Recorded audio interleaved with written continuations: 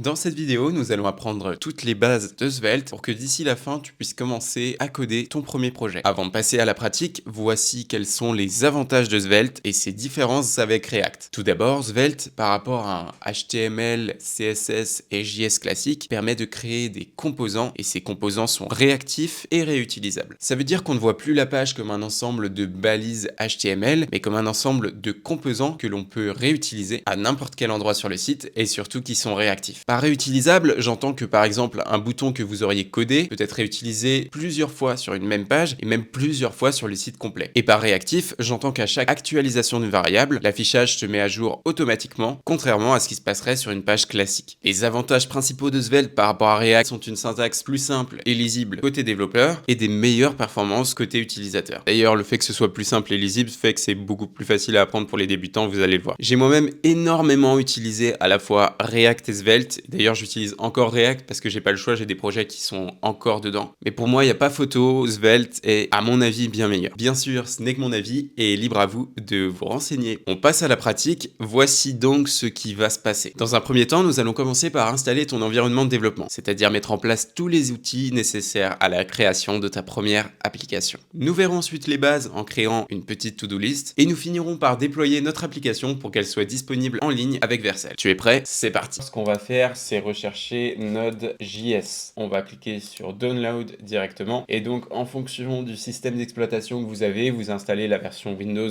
ou macOS. Dans mon cas, c'est macOS. Je clique dessus, je suis les étapes et l'installation devrait être terminée. Donc voilà, là on se retrouve sur VS Code pour créer notre première application. On va écrire la commande. Pour trouver cette commande, c'est simple. On va sur le site de SvelteKit. Voilà. Je vais mettre dans Introduction, dans Creating a Project. Et là, il y a toutes les commandes qui s'affichent ici. C'est super simple. npm create svelte latest my app.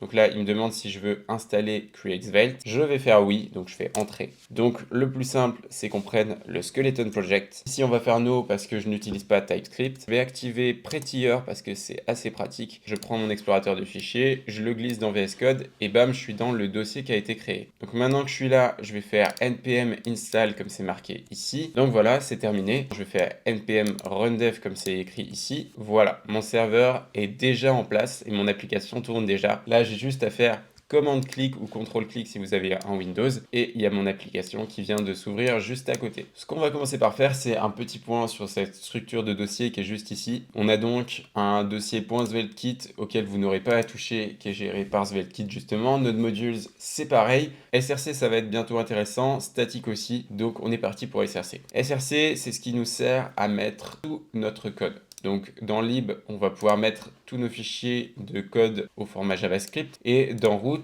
on va pouvoir mettre nos pages au format Svelte. C'est un format qui a été créé par Svelte justement pour simplifier la syntaxe parce qu'il n'y a aucun langage qui permet d'écrire comme ça. App.html, c'est donc le fichier de base sur lequel démarre notre application. Dans statique, en gros, on retrouve tous les éléments statiques qu'on veut afficher sur notre site. Par exemple, la favicon ici, mais je pourrais très bien mettre des images ou des logos ou des choses comme ça. Tout ce qui a un point devant, c'est des fichiers cachés, on n'est pas censé les voir. Gitignore, c'est juste pour ignorer, par exemple, le fichier variable d'environnement lorsque vous enregistrez sur GitHub. Ça évite que vos clés de base de données, notamment, soient publiées, ce qui est plutôt pas mal. Prettier, c'est pareil, c'est le truc que j'ai mis en place pour que le code devienne beau automatiquement. Et on a un truc qui est intéressant, c'est le package.json. C'est là qu'on a toutes nos dépendances et ça nous permet de voir et de modifier les versions des choses qu'on a installées. Après, on a 2-3 autres fichiers qui nous intéressent pas spécialement pour l'instant. Donc, ce qu'on va faire, c'est aller directement dans page.svelte pour pouvoir faire un petit point sur l'HTML. Avant de commencer, je pense que c'est une bonne chose à faire. Là, vous pouvez voir que pour l'instant, on a un H1 et un paragraphe. H1 qui est un titre de niveau 1, donc les plus grands titres qui existent. H2 étant un tout petit peu plus petit, H3 encore un peu plus petit, jusqu'à H6 qui est beaucoup plus petit, vous vous en doutez. Par exemple, là, je vais créer un H6 juste en dessous. Si je fais H6 entrée, j'ai emmet qui automatiquement écrit les deux balises. Et donc là, je peux mettre coucou par exemple. Et si j'enregistre, vous pouvez voir qu'automatiquement, ça va actualiser juste ici. On a également une balise A qui permet de faire un lien vers le site de SvelteKit. Vous l'aurez compris, le HTML, ça sert simplement à mettre des balises et à les afficher à l'écran. Par exemple, si je veux mettre un texte en gras, je peux utiliser la balise B comme bol et mettre coucou encore une fois. Si je fais enregistrer, j'ai un texte en gras qui s'affiche. C'est pas un titre, c'est un paragraphe paragraphe qui est en gras. Pour notre to-do list, je pense qu'on va avoir besoin surtout d'un champ de texte. Donc je vais mettre input text et là automatiquement elle est créée. Et donc je vais mettre to do. Et on va avoir besoin également d'un bouton. Je vais mettre un plus dedans. Ce sera le bouton d'ajout. Pour l'instant, ça ressemble à ça. Je vais mettre tout ça dans un formulaire. Ça va me permettre de faire quelque chose quand soit on appuie sur entrée dans l'input, soit on appuie sur le bouton plus. Et donc là, pour l'instant, on n'a pas vu d'avantage spécifique à Svelte parce qu'on a utilisé que des fonctions HTML de base. Donc là, on a juste notre formulaire qui pour l'instant ne sert à rien. Je peux faire entrée, je peux faire tout ce que je veux, ça sert à rien. Mais on va voir tout de suite comment faire la to-do list à partir de ça. Alors, ce qu'il faut savoir, c'est que Svelte propose plusieurs choses intéressantes. On peut mettre par exemple une condition if active. Ça permet ici, par exemple, si je crée dans script ma variable active, d'afficher un titre H1 avec marqué coucou. Je ne sais pas pourquoi j'ai mis égal, c'est une erreur. Active est égal à true, donc on affiche coucou. Et je vais faire en sorte que quand je submit mon formulaire, déjà je vais prevent default et je vais faire en sorte que active soit égal à l'opposé de active. Ce qui fait que là maintenant quand j'appuie sur le plus, coucou apparaît ou disparaît. Ça, c'est la première chose qu'on peut faire avec Svelte, c'est une condition. Bien sûr, on peut rajouter un else. Donc si par exemple je mets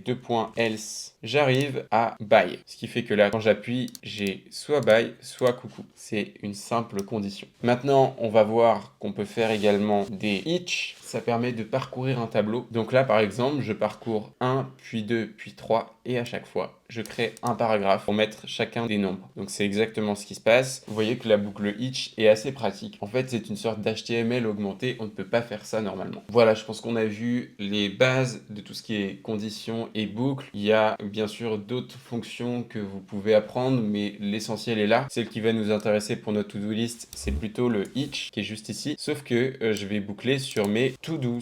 Et to-do, c'est une liste tout simplement. Et donc du coup, là, à la place de ce tableau-là, je vais mettre to-dos as to-do.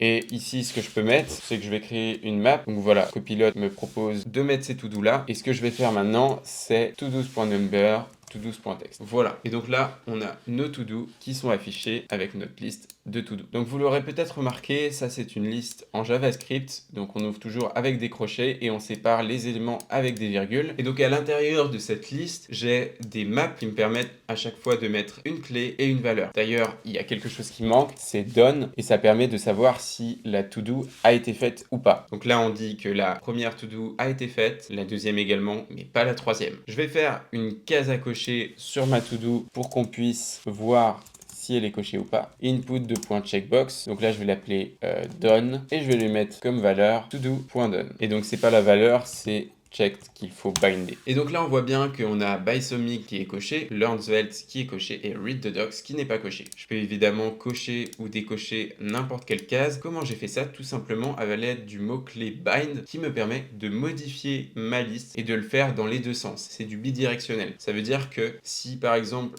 j'affiche ma liste, ce que je vais faire tout de suite, donc je fais json.stringify todos, j'ai mis un S majuscule en trop. Donc là, on voit à quoi ressemble la liste. Donc on a bien nos données dedans. Et si par exemple je modifie ça, on voit qu'il passe de true à false ici le done du premier élément. Donc là comme ça.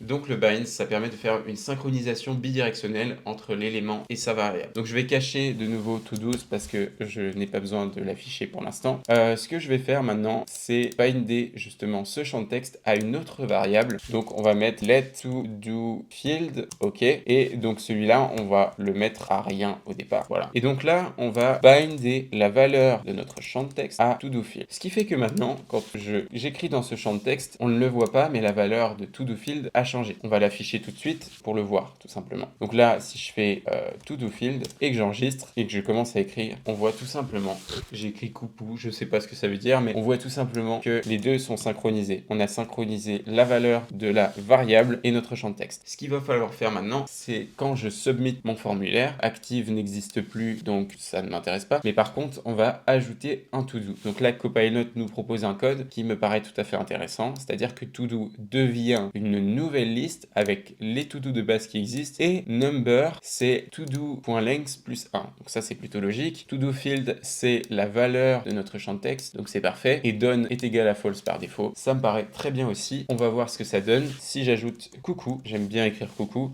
je fais entrer, il ne se passe rien. Pourquoi? J'ai juste oublié d'enregistrer. Là, je vais d'ailleurs enlever To Do Field ici pour ne pas que ça s'affiche juste en haut, ça ne m'intéresse pas. Et là, si je fais coucou et entrée, voilà, tout s'est bien passé exactement comme je l'avais imaginé. Et d'ailleurs, Copilot a pensé à remettre à zéro To Do Field, ce qui est plutôt pratique. Donc là, si je fais test, entrée, ça fonctionne. Si je fais OK et que j'appuie sur ici, ça fonctionne également. Notre To-Do list est à présent fonctionnelle, c'est très cool. Ce qu'on pourrait faire, c'est un bouton par exemple pour supprimer un élément, ce qui serait assez simple à mettre en place. Si par exemple je mets un bouton dans lequel je mets un X, ça pourrait me permettre de supprimer l'élément. Si j'appuie, donc on voit bien qu'il se passe rien. Par contre, si je vais dans mon bouton et que je fais on de point clic, vous voyez qu'à chaque fois qu'il y a un on et après le clic. Et d'ailleurs, je vais faire la même chose ici avec prevent default et ça permet en gros d'utiliser la syntaxe Svelte simple pour faire ce qu'on ferait en React, c'est on est obligé de faire ça et ensuite prevent default. Donc tout ça, je peux l'enlever parce qu'en fait, je l'ai déjà écrit ici, ok? Et donc là, l'idée, ça va être du coup de supprimer mon to-do, to-do.filter, t-number est différent de to-do number, donc ça me paraît bon. J'enregistre, j'appuie sur la croix ici et ça supprime effectivement mon élément. Si je fais entrer, ça s'ajoute et je peux le supprimer. Maintenant, ce qu'on va pouvoir faire, c'est afficher différemment le number. Je trouve que ça sert à rien de l'afficher là-dedans. Je sais pas pourquoi il me l'a mis dans ma liste parce que en fait, ça risque de créer des problèmes. Si par exemple, je supprime Learn Svelte, il reste le to-do 1 et le to-do 3, ce qui est pas très logique parce que ça devrait refaire la numérotation. Et si je rajoute test, il y a deux to-do 3, ce qui n'a absolument pas de sens. Donc ce que je vais faire, je vais supprimer le number qui est ici. Et plutôt que de faire todo.number ici, je vais rajouter un compteur ici qui s'appelle i et je vais mettre simplement i ici. Donc là, c'est pas mal, sauf qu'on commence à 0. La logique voudrait qu'on commence à 1. Donc je vais mettre i plus 1. Et là, voilà, le problème est réglé. Vous voyez que si je supprime le to-do 2, ça supprime tout.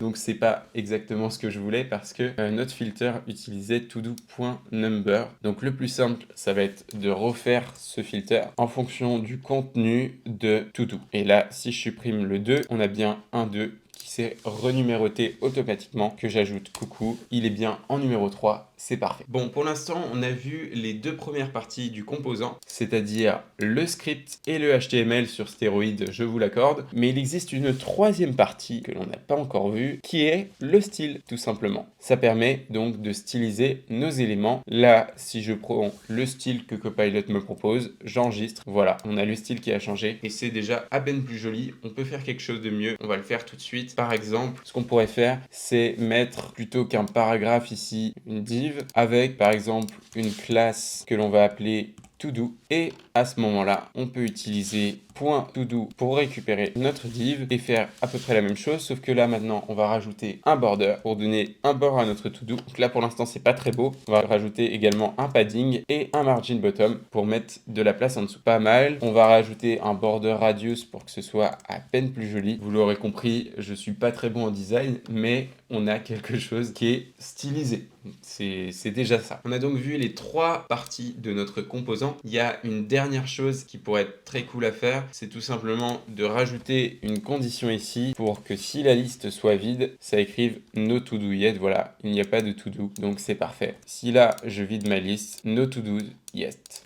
Et si j'écris coucou, on a de nouveau un to-do et le texte disparaît. C'est parfait. Donc là, on a vu les bases dans un composant et on a créé un composant qui est un petit peu gros. On aurait pu le réduire, par exemple, mettre le formulaire dans un composant à part, etc.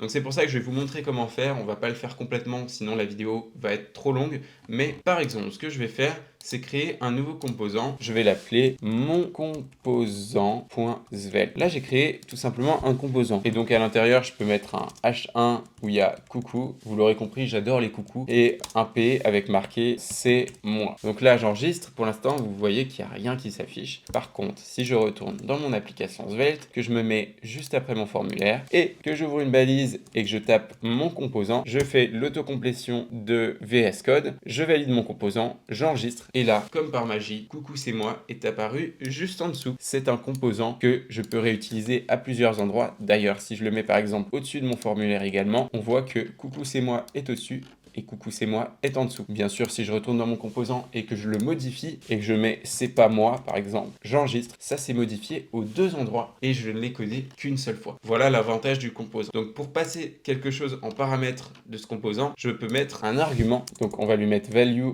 Tim. Là, normalement, c'est censé écrire coucou, c'est Tim. Et là, on va mettre coucou, c'est Bob. Ici, pour l'instant, ça n'a pas changé. On a coucou, c'est pas moi partout. Donc, je vais aller dans mon composant. Et ce que je vais faire, c'est récupérer la valeur. Et donc, pour ça, je crée ma balise script comme tout à l'heure, ma première partie de mon composant. Et ce que je peux faire, c'est export let value. Et donc, en fait, dans value, je vais récupérer la valeur de la personne qui a été écrite dans value. Donc là, par exemple, si je mets coucou, c'est personne. Et donc, à ce moment-là, je peux mettre value. Et là, du coup, j'ai coucou, c'est Bob. Coucou, c'est Tim. Et si même je le remets juste en dessous et que j'enlève ma valeur, justement, si j'enregistre, j'ai coucou, c'est personne. Pourquoi? Parce que ma valeur par défaut, c'est personne. Donc là, vous savez comment créer un composant également. On va faire un tout petit point sur le routage avec Svelte, comment ça fonctionne pour savoir à quelle adresse sur le site vous êtes. Donc là, on voit que je suis sur mon localhost 5173. Je vais supprimer tout ce qu'il y a sur mon composant parce que c'est pas très beau. Et ce qu'on va se faire, c'est une nouvelle page dans, par exemple, coucou. Et si je fais plus page.svelte, c'est exactement le même routage dynamique que celui de Next.js.